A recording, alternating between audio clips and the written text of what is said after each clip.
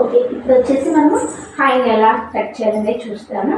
ఇప్పుడు వచ్చేసి ఇది ఎల్బో హ్యాండ్ అండి. ఎల్బో హ్యాండ్కి ఇక్కడ కొంచెం పఫ్ రావాలని చెప్తుంది, కాబట్టి మనము ఎల్బో హ్యాండ్ని కట్ చేసుకుందాం.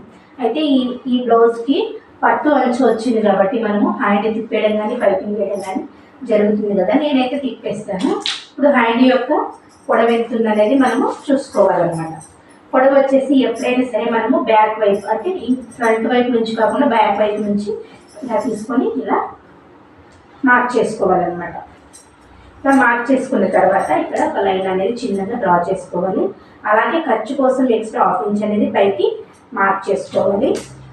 ఇప్పుడు వచ్చేసి లూజు, హ్యాండ్ లూజ్ కూడా రైట్ హ్యాండ్ అనేది మనము తీసుకోవాలన్నమాట. లెఫ్ట్ హ్యాండ్ అనేది కాస్త సన్నగా ఉంటుంది కాబట్టి లెఫ్ట్ హ్యాండ్ తీసుకోకుండా రైట్ హ్యాండ్ అనేది తీసుకోవాలి. అలాగే ఎక్స్ట్రా వచ్చేసి 1.5 అనేది ఖర్చుకు తీసుకోండి. ఇప్పుడు లూజ్ అయిపోయింది కదా. నెక్స్ట్ వచ్చేసి ఆర్మ్ రౌండ్ యొక్క డౌన్, చంక డౌన్ అనేది మనము 3.5కి తీసుకోవాలి. ఎల్బో హ్యాండ్స్ ఉన్నాయంటే కంపల్సరీగా మనము 3.5 అనేది డౌన్ తీసుకోవాలి. మనకి చంక రౌండ్ ఎంత వచ్చింది, 8.5 వచ్చింది. 8.5కి ఇలా మార్క్ చేసుకొని ఇలా డాట్ పెట్టేసుకోవాలి. ఇక్కడ ఎక్స్ట్రా వచ్చేసి 1.5కి మార్క్ చేయాలి. ఓకే, ఇప్పుడు ఈ 2 మార్కింగ్స్ని ఇలా కలుపుతూ లైన్ డ్రా చేయాలి. ఇక్కడ కూడా ఈ లైన్స్ని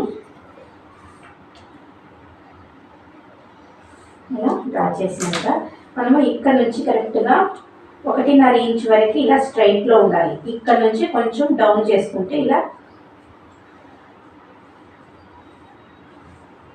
డౌన్ చేసుకుంటే ఇక్కడ కలిపిన తర్వాత ఇక్కడ నుంచి 1/2 ఇంచ్ అనేది కిందకి మార్క్ చేయాలన్నమాట. ఇప్పుడు వచ్చేసి ఇక్కడ పఫర్ కావాలి కదా మనకి.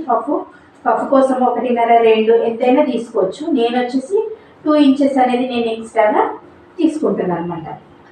ఈ 2 ఇంచెస్ పఫ్ కోసం మాత్రమే వస్తుంది అనమాట. సేమ్ 1.5 వరకు ఇలా మార్క్ చేసేసుకొని మెల్లగా చిన్నగా ఇలా డౌన్ చేసుకుంటూ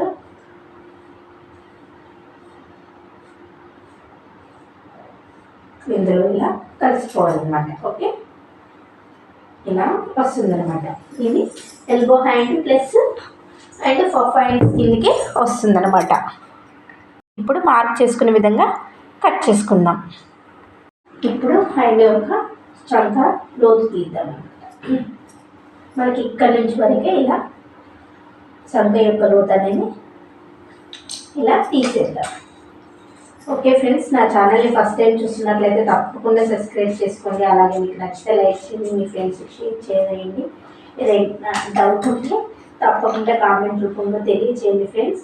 ఇప్పుడు మనము ఫ్రంట్ బ్యాక్ అన్నీ చేసుకున్నాం కదా. ఇది నేను స్టిచ్చింగ్ చేసేటప్పుడు కట్ చేసి స్టిచ్చింగ్ చేసి చూపిస్తాను. ఇది వచ్చేసి ఫ్రంట్ అనమాట. ఇప్పుడు మనం దీనిపైన డైరెక్ట్ పెట్టేసుకొని ఇవన్నీ మనము కట్ చేసుకుందాం, చూపిస్తాను చూడండి. ఈ ఎల్బో హ్యాండ్ అనేది మనం పఫ్ హ్యాండ్స్ అని రెడీ చేసుకున్నాం కదా.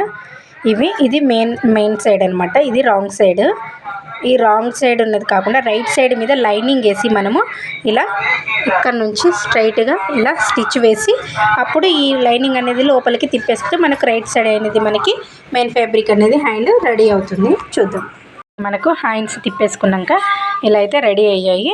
హ్యాండ్స్ ఫ్రంట్ మనకు కంప్లీట్ అయిపోయింది. ఇప్పుడు బ్యాక్ పార్ట్ ఎలా బ్యాక్ పార్ట్ని ఎలా స్టిచ్ చేయాలో చూపిస్తాను చూడండి. హ్యాండ్స్ అనేది మనకి ఇలా అందంగా అనేది వచ్చేసింది అనమాట. చూడండి, హ్యాండ్కి పెట్టుకుంటే ఇలా అందంగా కనబడుతుంది.